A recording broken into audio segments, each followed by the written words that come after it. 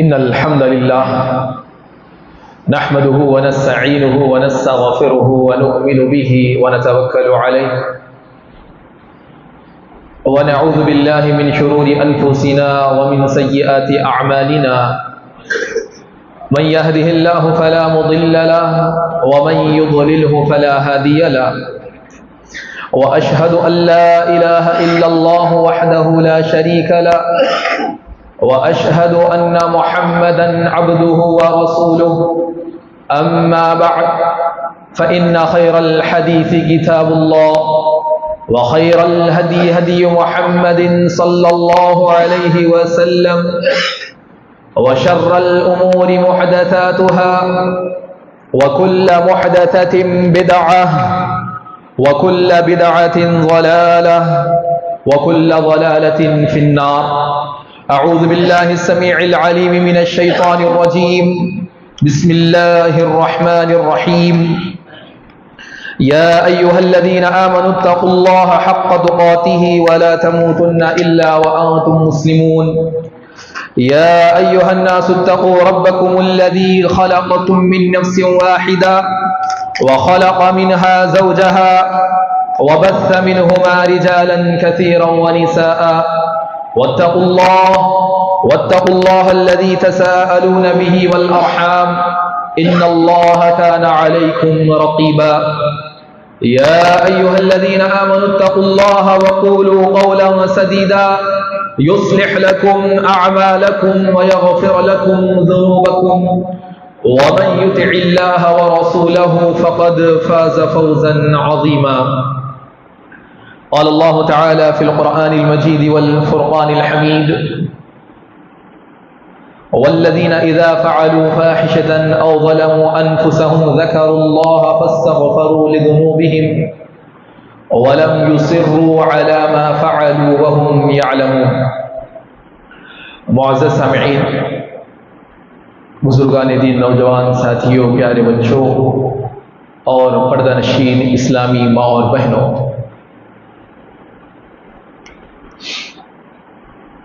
اللہ تعالیٰ نے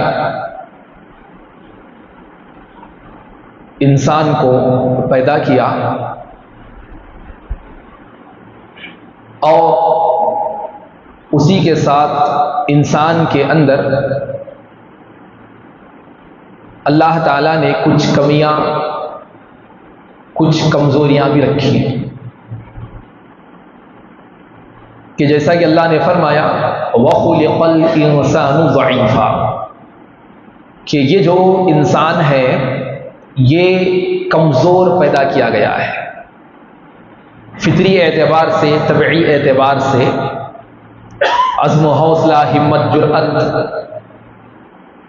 کے کئی مرحلوں میں انسان اپنی زندگی کے کئی معاملات میں، مسائل میں، مختلف حالات میں کمزور پڑ جاتا ہے.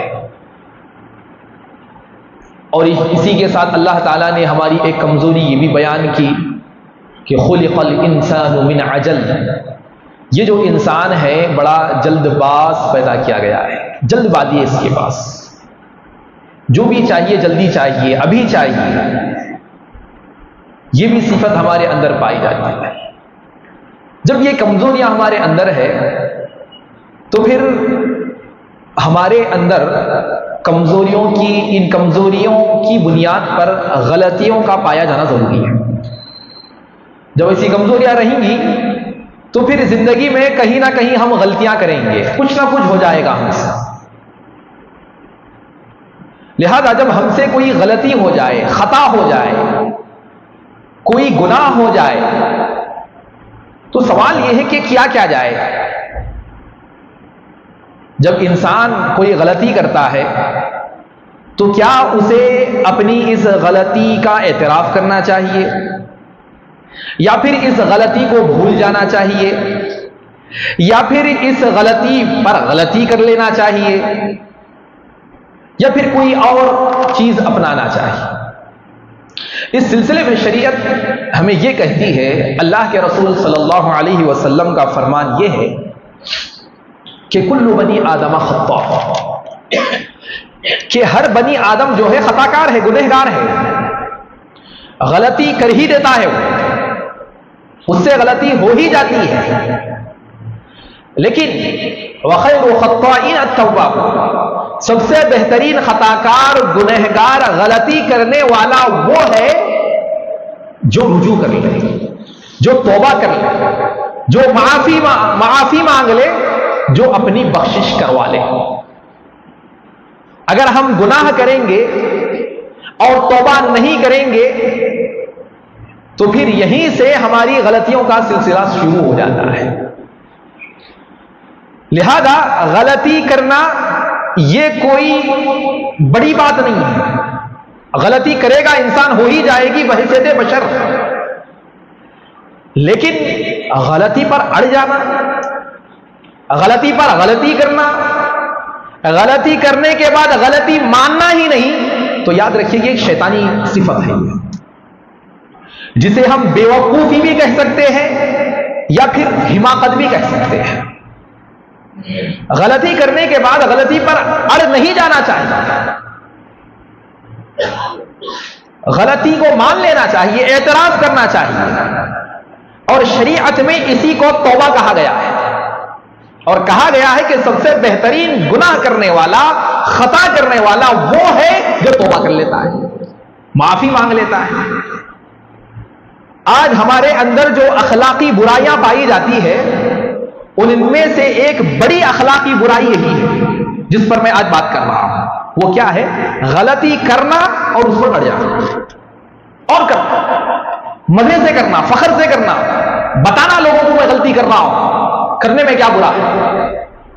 تو لہذا یہ بڑی بد اخلاقی ہے، یہ شیطانی صفت ہے جو آج ہمارے اندر کسی نہ کسی مرحلے میں پائی جاتی ہے۔ حالانکہ شریعت میں ہم دیکھیں تو اس کی کئی ایسی مثالیں ملتی ہیں کہ غلطی کرنے پر، غلطی پر اڑ جانا نہیں چاہیے، بلکہ اعتراف کرنا چاہیے، معافی مانگ لینا چاہیے۔ اور یاد رکھیے یہ ایسا عمل ہے جو ہمارے انبیاء کرام کی سنت ہے۔ غلطی کر لیے، اعتراف کر لو، معافی مانگ لو، یہ کام ہمارے انبیاء نے کیا ہے، ہمارے رسولوں نے کیا، ہمارے رسولوں نے کیا ہے کام۔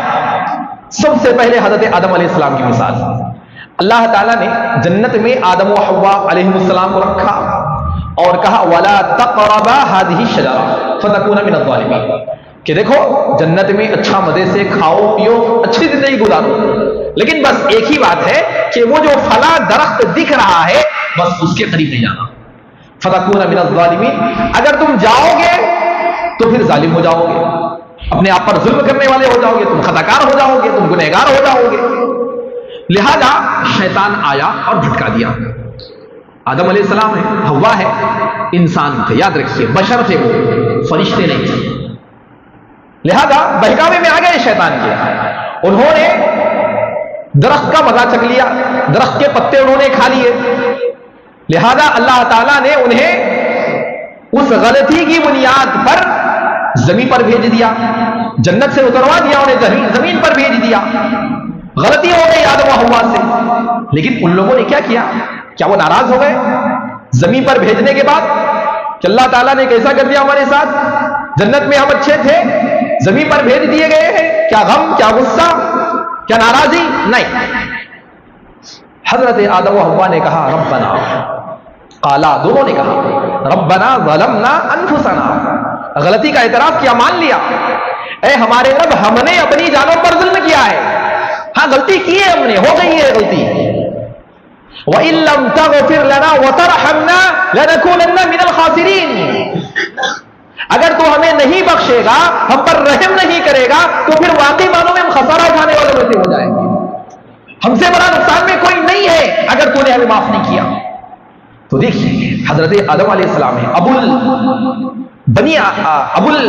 آدم، یعنی کہ ساری دنیا کے باپ ہیں آپ، سارے انسانوں کا وجود آپ ہی سے ہوا ہے، سلسلہ آپ ہی سے شروع ہوا ہے، لیکن آپ نے کیا کیا؟ اپنی غلطی ہونے پر اللہ سے معافی مانگی، اللہ تعالیٰ نے آپ کو معاف کر دیا۔ اسی طرح اور ذرا آگے بڑھیے، دیکھیے کہ حضرت یونس علیہ السلام نے اپنی قوم کو چھوڑ کر نکل گئے، اللہ تعالیٰ کی طرف سے بھی اجازت نہیں ملی، لغزش ہو گئی، خطا ہو گئی، کشتی میں سوار ہوئے سمندر میں، ہوا ایسا کہ آپ سمندر کے حوالے کر دیے گئے، پھر ایسی مصیبت میں پھنسے کہ ایک بڑی مچھلی نے آپ کو نگل لیا، مچھلی کے پیٹ میں آپ چلے گئے۔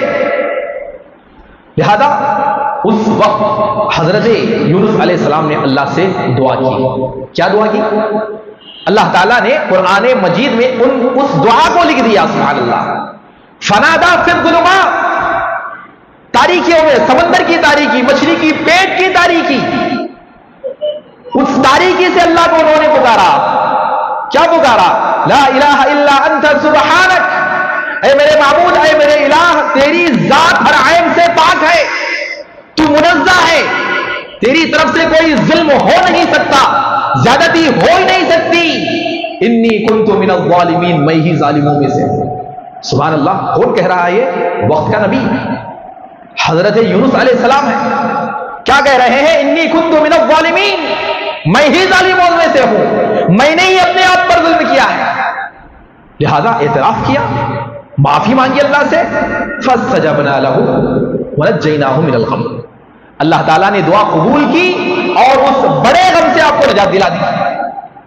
تو لہذا محترم سامعین، یہاں پر حضرت یونس علیہ السلام کا عمل دیکھیے، وقت کے نبی تھے، لیکن نعوذ باللہ کہ اللہ سے شکایت کی، شکوہ کیا کہ اللہ تیرے لیے میں نے تیری قوم کے لیے کیا کیا نہیں کیا، کیسی کیسی دعوت نہیں دی، کتنا انہیں نہیں سنبھالا میں، تو نے میرے ساتھ ایسا کیا۔ نعوذ باللہ، حضرت یونس علیہ السلام نے نہیں کہا، اپنی غلطی کا اعتراف کیا اور کہا کہ مجھ سے ظلم ہوا ہے، لہذا اللہ تعالیٰ معافی چاہتا ہوں، اور اللہ تعالیٰ نے معاف کیا، اس غم سے آپ کو نجات دی۔ اسی طرح محترم سامعین، اور ایک نبی حضرت موسیٰ علیہ السلام، ہم سب جانتے ہیں، قصہ پڑھتے بھی ہیں موسیٰ علیہ السلام کا۔ ہوا یوں کہ آپ کے قبیلے والے نے آپ کو مدد کے لیے پکارا، کہ اس قبیلے والے، اس آدمی کا کسی آدمی سے جھگڑا ہو گیا۔ حضرت موسیٰ علیہ السلام سے کہا کہ اے میرے قبیلے کے آدمی ذرا میری مدد کر دے۔ لہذا حضرت موسیٰ علیہ السلام مدد کرنے گئے، چھڑانے گئے، ایک گھوسا مارا، ایک گھوسا کیا رسید کیا کہ وہیں پر وہ مر گیا، ہونا بول کے نہیں مارے، خطا ایسی مارے تھے لیکن ایسی پڑی کہ مر گیا وہ۔ حضرت موسیٰ علیہ السلام نے کیا کیا؟ کیا واہ واہ کی، دیکھو میری طاقت، دیکھو میرا پاور، دیکھو کیسا میں نے کیا، کیا تعریفیں کی اپنی آپ کی؟ نہیں۔ کیا کہا موسیٰ علیہ السلام نے؟ قال هذا من عمل الشیطان، یہ جو میرے ہاتھ سے کام ہوا ہے یہ شیطانی عمل ہے، یہ انه عدو مضل مبین۔ حضرت موسیٰ علیہ السلام نے کہا کہ وہ میرا دشمن ہے اور واضح گمراہ کرنے والا ہے وہ۔ آپ نے اس پر کوئی اپنی بڑائی نہیں جتائی، جس طرح کہ آج ہمارے پاس قاتل قتل کر کے اپنی بڑائی کو جتاتے ہیں۔ فوراً کہا کہ یہ شیطانی عمل ہے، یہ میرا کام نہیں ہے۔ لہذا اسی وقت حضرت موسیٰ علیہ السلام نے اللہ سے معافی مانگی، اللہ تعالیٰ سے معافی مانگی، تو پھر اللہ تعالیٰ نے آپ کو معاف کر دیا۔ تو لہذا محترم سامعین، اس واقعے سے بھی دیکھیے کہ حضرت موسیٰ علیہ السلام اتنے جلیل القدر نبی ہو کر، ہاں قوم کے لیے اتنا کچھ کرتے ہوئے بھی، حضرت موسیٰ علیہ السلام نے اللہ تعالیٰ سے اس غلطی پر معافی مانگی اور کہا کہ یہ شیطانی عمل ہے جس نے مجھے گمراہ کیا ہے۔ تو محترم سامعین، یہ واقعات بتانے کا مقصد یہی ہے کہ جب ہم سے کوئی غلطی ہو، خطا ہو جائے، تو ہمیں چاہیے کہ اعتراف کر لیں اس گناہ کا، خطا کا، اور آگے والے سے اگر ہمارا معاملہ ہے تو اس سے چاہیے کہ ہم معافی مانگ لیں، اس سے ہماری عزتوں میں کوئی کمی آنے والی نہیں، بلکہ ہمارے درجات بلند ہونے والے ہیں۔ دیکھیے اللہ کے رسول صلی اللہ علیہ وسلم جا رہے تھے راستے میں، تو کچھ لوگوں کو دیکھا کہ وہ لوگ کھجور کے درخت لگا رہے ہیں، اور کیسے لگا رہے ہیں کہ نر اور مادہ کھجور، میل فیمیل درخت دونوں کو آپس میں جوڑ کے پیر رہے ہیں، وہ لگا رہے ہیں زمین میں۔ اللہ کے رسول صلی اللہ علیہ وسلم نے یہ معاملہ دیکھا اور کہا کہ نہیں، اس طرح مت کرو آپ لوگ۔ اللہ کے رسول نے کیا کہا اس طرح مت کرو آپ لوگ۔ لہذا اس کے بعد جیسے ہی اللہ کے رسول کا فرمان سنا تو آگے والے اللہ کے رسول کی بات کو مانا، وہاں پر کچھ اپنی بڑائی نہیں بیان کی ان لوگوں نے، اور کہا ٹھیک ہے اللہ کے رسول۔ لہذا ان لوگوں نے ویسے ہی پیڑ لگا دیے، پودے لگا دیے کھجور کے۔ تو لہذا اس کے بعد پھر اللہ کے رسول کا وہاں سے گزر ہوا تو دیکھا کہ وہ جو جھاڑ ہے، درخت ہے، وہاں پر کوئی پھل ہی نہیں لگا، پھل ہی نہیں آ رہے تھے، خالی شجر نظر آئے۔ تو اللہ کے رسول نے پوچھا کہ یہ کیا ہوا؟ تو انہوں نے کہا کہ اللہ کے رسول دراصل ہم وہ اس طرح اس لیے کرتے تھے کہ اس کی وجہ سے کھجور زیادہ لگتے تھے، جھاڑ جو ہے پھلدار ہو جایا کرتا تھا، اس لیے ہم وہ کام کرتے تھے، لیکن آپ نے منع کیا تو ہم نے نہیں کیا، اس لیے پھل نہیں لگے۔ تو جب یہ بات اللہ کے رسول صلی اللہ علیہ وسلم نے سنی تو اللہ کے رسول صلی اللہ علیہ وسلم نے اس وقت کہا کہ دیکھو یہ جو معاملات ہیں یہ دنیاوی معاملات ہیں، اگر اس میں ایسی کوئی بات ہے تو پھر آپ اپنے حساب سے کام کرو، اگر دین کی بات ہے تو میری بات مانو، لیکن ایسا دنیاوی کوئی معاملہ ہے تو پھر تم اپنے حساب سے کام کرو۔ سبحان اللہ۔ اللہ کے رسول دیکھیے کہ ایک معاملہ آپ کے پاس آیا تو اللہ کے رسول نے کہا، یہ نہیں کہا کہ نہیں میں کہہ دیا بس بات ختم، کچھ ہو نہ ہو وہ نہیں دیکھا جائے گا، کیا نقصان کیا نفع، میں نبی ہوں میں بول رہا ہوں بات ختم، نہیں۔ اللہ کے رسول نے وہاں پہ اعتراف کیا کہ ہاں بھائی یہ جو دنیاوی معاملہ ہے اس کا مجھے علم نہیں ہے، لہذا تم جیسے کرتے تھے ویسے کرو، یہ دنیاوی معاملہ ہے۔ اللہ کے رسول نے اپنی اس بات کا سبحان اللہ وہاں پر اعتراف کیا، حالانکہ نبی آخر سرور کائنات ہے، سید الانبیاء ہے، آپ نبیوں کے سردار ہیں، اس کائنات سے سب سے معزز ہر امتی کا بھی اور اللہ کا بھی چہیتا ہمارا نبی حضرت محمد مصطفیٰ صلی اللہ علیہ وسلم، لیکن اللہ کے رسول نے اس بات کو اپنا معاملہ نہیں بنایا، بلکہ کہا کہ دنیاوی معاملہ ہے، ہاں تمہاری مرضی ہے، اگر ایسے پھل اگتے ہیں تو ایسے ہی لگا۔ تو اللہ کے رسول صلی اللہ علیہ وسلم وہاں پر اپنی اس بات کا اعتراف کرتے ہوئے انہیں پھر اپنا کام کرنے کی اجازت دے رہے ہیں۔ تو محترم سامعین، یہی اعتراف آج ہمارے اندر پایا جانا ضروری ہے۔ محترم سامعین، اتنی مثالیں دینے کے بعد آئیے اس معاملے پر غور کریں کہ آخر ہم غلطی کو تسلیم کیوں نہیں کرتے؟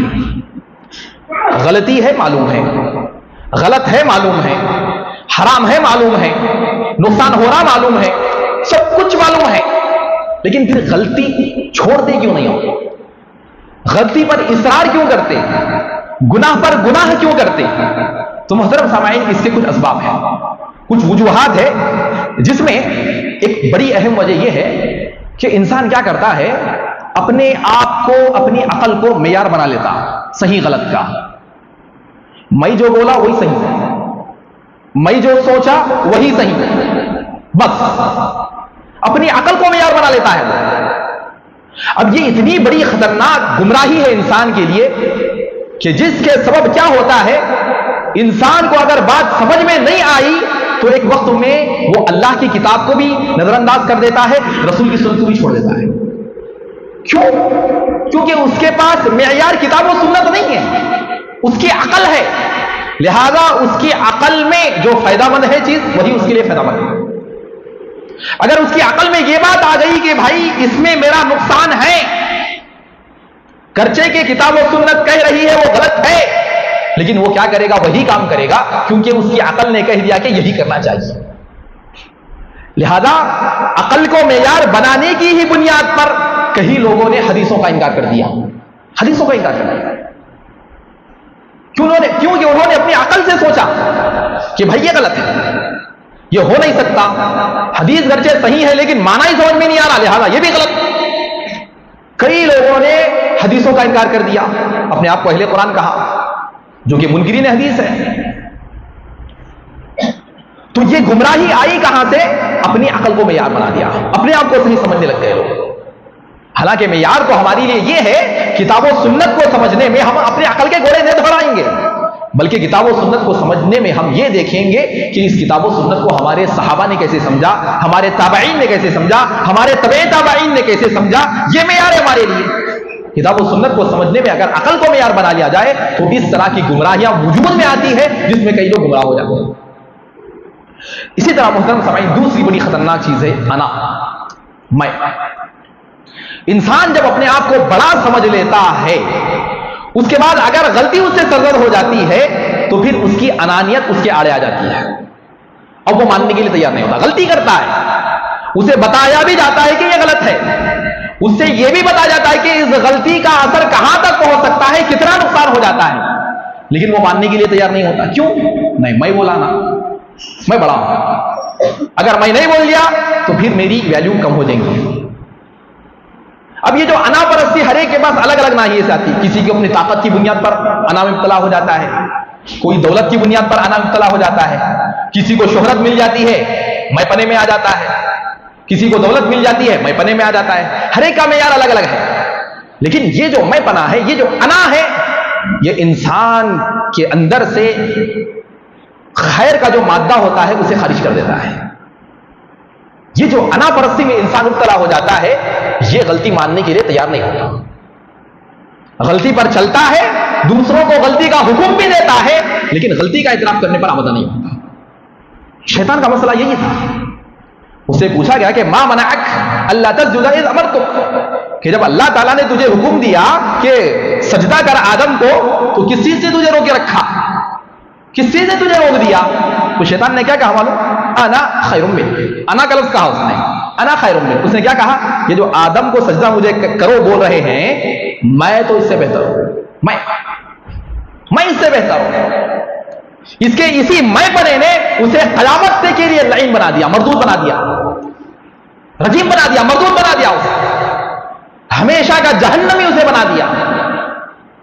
تو لہذا محترم سامعین، یہ جو انا ہے انسان کی، یہ انسان کو بہت جلد گمراہیوں میں ڈال دیتی ہے.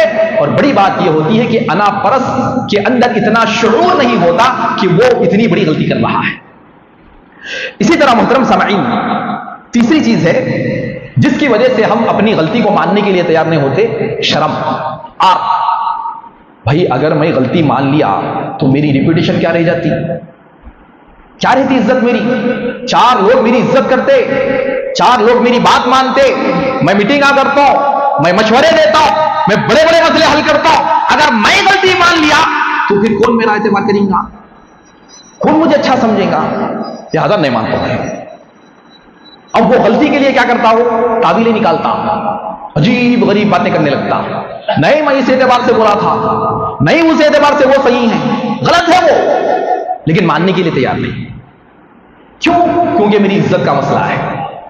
میری عزت بچانے کے لیے میں غلطی کو چھوڑ نہیں سکتا. میں غلطی کروں گا، غلط بولوں گا، غلط مشورے بھی دوں گا، لیکن اصلاح کریں گے تو میں نہ مانوں گا نہیں، کیونکہ میں ہی بولنے والا ہوں، میں ہی اصلاح کرنے والا ہوں. میری غلطی کا سبب بتاتے آپ. تو لہذا محترم سامعین، یہ عزت یہ ایک ایسا شیطانی ہتھیار ہے جس کی بنیاد پر انسان جو ہے، شیطان جو ہے انسان کو بڑا ذلیل کرتا ہے، انسان سمجھ نہیں پاتا. تو لہذا محترم سامعین، حالانکہ اللہ کے رسول نے قسم کھا کر یہ بات بیان فرمائی کہ من تواضع للہ فقد رفعہ اللہ، کما قال علیہ الصلوۃ والسلام، کہ جو اللہ کے لیے اپنے آپ کو جھکا دیتا ہے اللہ اس کے درجات کو بلند کر دیتا ہے. اللہ کے رسول کا فرمان، اللہ کے لیے جھکو. کیوں انسانوں کو دیکھ رہے ہیں، کیوں ماحول کو دیکھ رہے ہیں، کیوں اپنی عزت؟ اللہ کی قدر کرو، اللہ کی رضا کے لیے کوشش کرو نا، اللہ کے لیے معافی مانگو. عزت تو اللہ کے ہاتھ میں، یہ ہمارا ایمان ہے، ذلت اسی کے ہاتھ میں، یہ ہمارا ایمان ہے. تو پھر کیوں اپنی انا پر ہم آئے ہوئے ہیں؟ کیوں ہمیں شرمندگی کا خوف لگا ہوا ہے؟ کیوں ہم اپنے آپ کو بے عزت سمجھ رہے ہیں؟ حالانکہ عزت تو اللہ کے پاس سے آتی ہے. ہم کہاں کما دے عزت؟ آج بڑے دولت مند بے عزت ہو گئے، اب بڑے بڑے سیاست بے غیرت ہو کے رہ گئے، ان کے ضمیر نے انہیں گوارا نہ کیا. کیسے کیسے لوگ آج بے عزتی کے دہانے پر نظر نہیں آتے، حالانکہ نامچی لوگ ہیں، لیکن کوئی عزت نہیں ہے ان کی، کوئی ادب سے ان کے لیے ایک لفظ نکالنے کے لیے تیار نہیں. تو اللہ تعالیٰ جسے چاہتا ہے عزت دیتا ہے، ذلت دیتا ہے. ہمیں اپنے آپ پر یہ اعتماد نہیں کر لینا چاہیے کہ عزت میرے اختیار میں ہے، میں جیسا چاہے عزت کو بڑھا لوں. تو لہذا شرمندگی یہ بہت بڑی آفت ہے ہمارے لیے، کہ جس کی وجہ سے ہم اپنے گناہ کو، خطا کو ماننے کے لیے تیار نہیں ہوتے.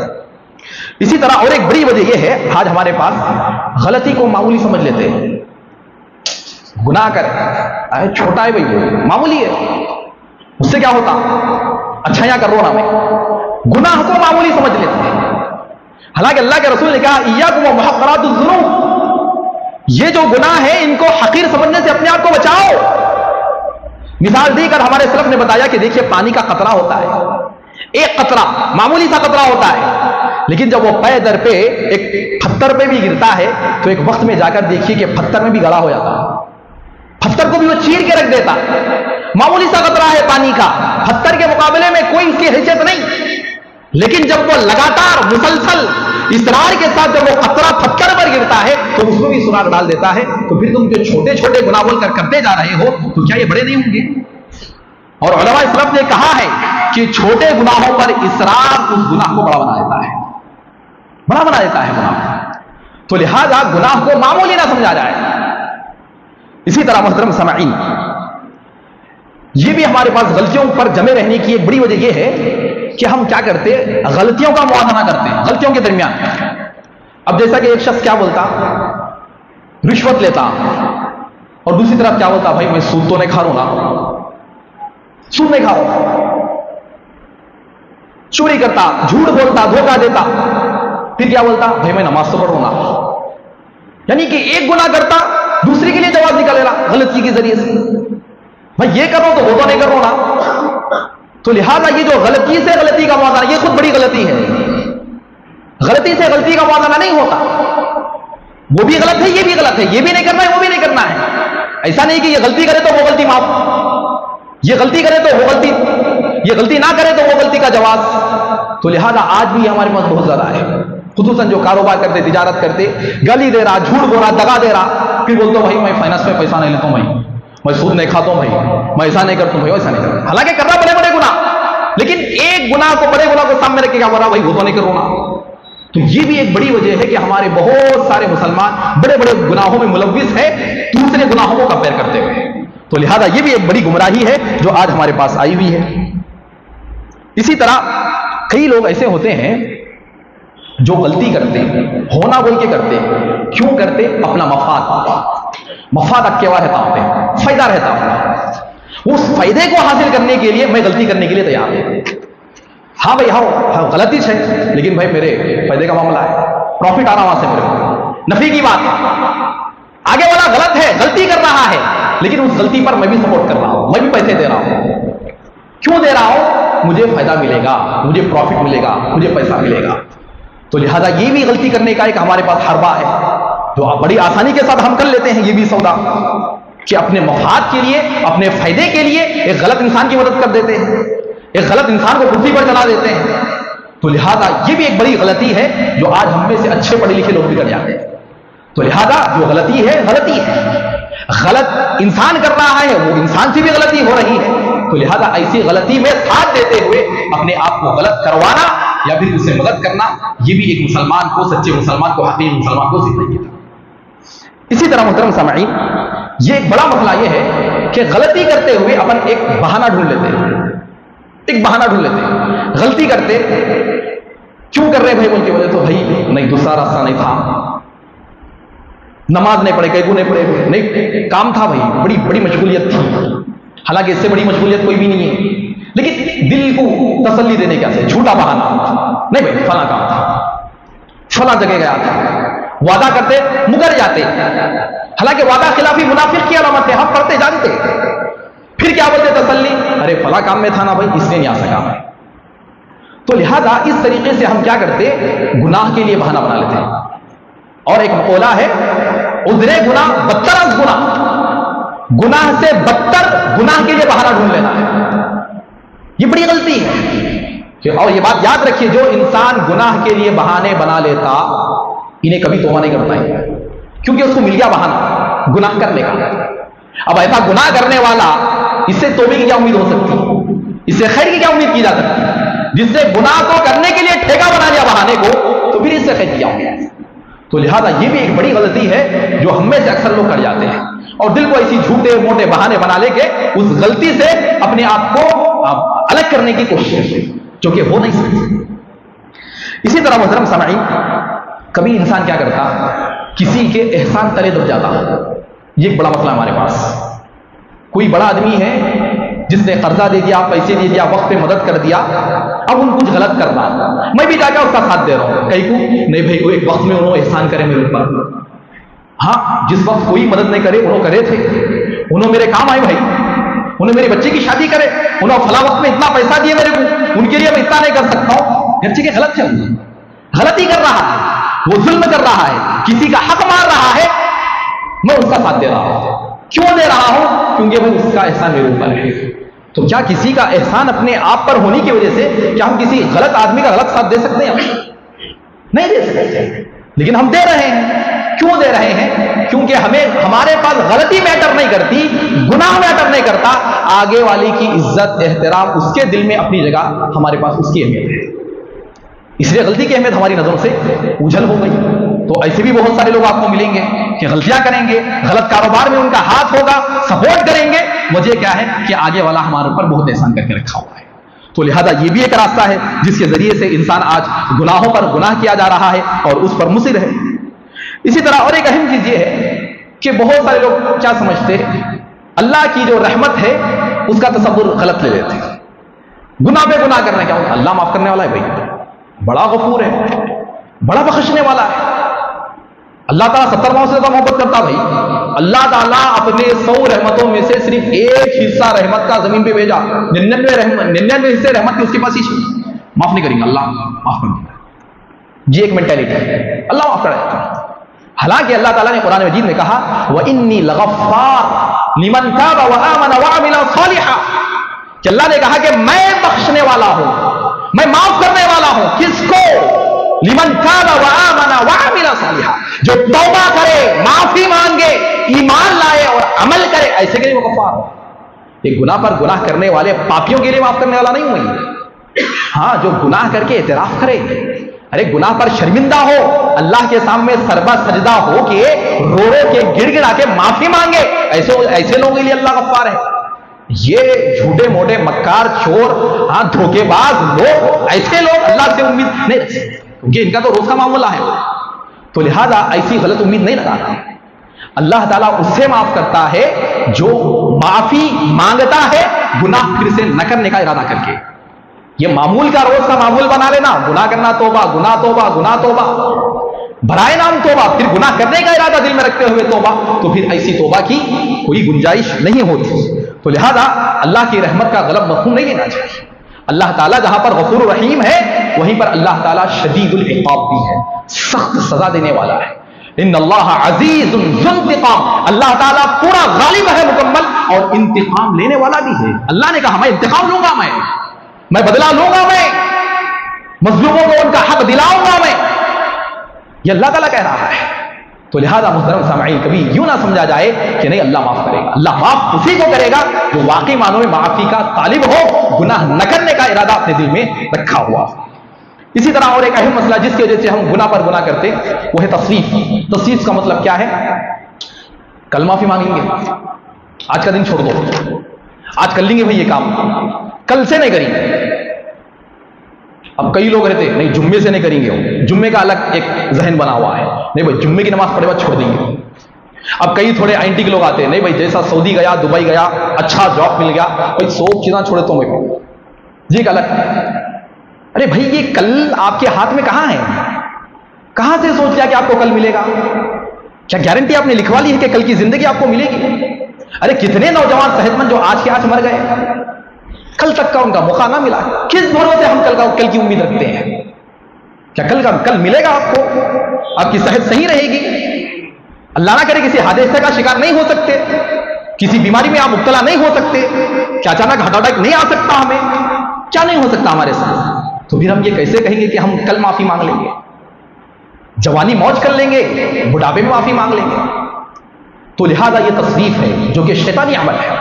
شیطان اسی طریقے سے ہم سے گناہ کرواتا ہے. اور یہ جتنے چیزیں بتایا یہ تمام کی تمام شیطان کی طرف سے ہے. کیونکہ شیطان نے کیا کہا؟ لَأَمْلَأَنَّ جَهَنَّمَ مِنَ الْجِنَّةِ وَالنَّاسِ أَجْمَعِينَ. اس نے اللہ کی عزت کی قسم کھا کے کہا کہ تیری عزت کی قسم ہے، جنات میں سے انسانوں میں سے جو شریعت کے مکلف ہے، جن پر شریعت رکھی گئی ہے، ایسے تمام لوگوں کو میں جہنم میں داخل کر کے ہی دم لوں گا. اسے شرط رکھی ہے اللہ سے، کہا کہ میں یہ کام کر کے رہوں گا اور آج کر رہا ہے. وہ ایسی شیطانی اوصاف میں ہم مبتلا ہے، یہ تمام کام ہم کر رہے ہیں. تو لہذا محترم سامعین یاد رکھیے، اس طریقے سے یہ تمام جو ہم نے وجوہات بتائے ہیں، اس کی بنیاد پر آج ہم جو ہے غلطیاں کرتے رہتے ہیں۔ تو لہذا ہمیں چاہیے کہ غلطی ہو جائے تو اعتراف کریں، اور یہ بات ہمیشہ یاد رکھیے کہ اللہ کے، خصوصاً اپنے آپ کو گناہ سے اگر آپ بچانا چاہتے ہیں تو اللہ کی معرفت صحیح معنوں میں حاصل کیجیے۔ اللہ ہے کون؟ یہ سوال سیدھا سادہ ہے، جواب بھی آسان ہے، لیکن ہم سمجھ نہیں پائے اس مسئلے کو۔ اللہ ہے کون؟ اللہ کی قدرت کیسی ہے؟ اللہ کی پکڑ کیسی ہے؟ اللہ ہمیں ہماری خبر کیسے رکھ رہا ہے؟ اللہ ہمیں کیسے دیکھ رہا ہے؟ اللہ کیسے سن رہا ہے؟ یاد رکھو یہ بڑا معاملہ ہے۔ ایک حدیث میں یہاں تک کہا گیا ہے کہ اگر انسان غلطی گناہ جو ہے ایسے پتھر میں کرے جس کا سوراخ نہ ہو، یعنی کہ ایسی جگہ چلے جائے جہاں پر کوئی دیکھنے والا نہیں، پتھر سیڑھی ایسی ہے کہ جس کا کوئی سوراخ نہیں ہے، اگر ایسی جگہ بھی جا کر گناہ کرے گا تو اللہ تعالیٰ کل قیامت کے دن اس گناہ کو اس کے سامنے لے آئے گا۔ پھر ہم کیسے کہہ رہے ہیں کہ بھائی غلطی کر لی؟ یہ بڑی جرأت کی بات ہے۔ انسان خطا کار ہے، گناہ گار ہے، ہو جائیں گے گناہ، یہ معاملہ نہیں ہے بڑا۔ گناہ کا اعتراف کیوں نہیں ہے ہمارے پاس؟ معافی مانگتے کیوں نہیں؟ معافی مانگ کر اس جذبے سے گناہ ہم چھوڑتے کیوں نہیں کہ کل انشاءاللہ ہم گناہ نہیں کریں گے، اس کے مقابلے میں کوئی نیکی کر کے رہیں گے؟ تو لہذا محترم سامعین، اس طریقے سے ایسی چیزوں کے بھروسے پہ آج ہم بہت سارے گناہ مبتلا ہیں، کئی گناہ پر گناہ کیے جا رہے ہیں، بالکل معمولی ہم نے سمجھ لیا ہے۔ تو لہذا محترم سامعین ہمیں چاہیے کہ یہ جو غلطیوں پر، گناہوں پر اصرار ہے، یہ شیطانی وصف ہے، اسے ہمیں اپنے آپ کو بچانے کی سب سے زیادہ ضرورت ہے۔ اللہ رب العالمین سے میں دعا گو ہوں کہ اللہ تعالیٰ سب سے پہلے مجھے اور آپ تمام سامعین و سامعات کو اپنی غلطیوں کا اعتراف کرنے کی اللہ تعالیٰ توفیق بخشے۔ اللہ تعالیٰ گناہوں پر نادم ہونے، شرمندہ ہونے کی اللہ تعالیٰ توفیق ہم تمام کو بخشے۔ اللہ تعالیٰ ہم تمام کو اپنے گناہوں پر ندامت کے آنسو بہاتے ہوئے اپنے گناہوں کی دھلائی کرنے کی توفیق بخشے۔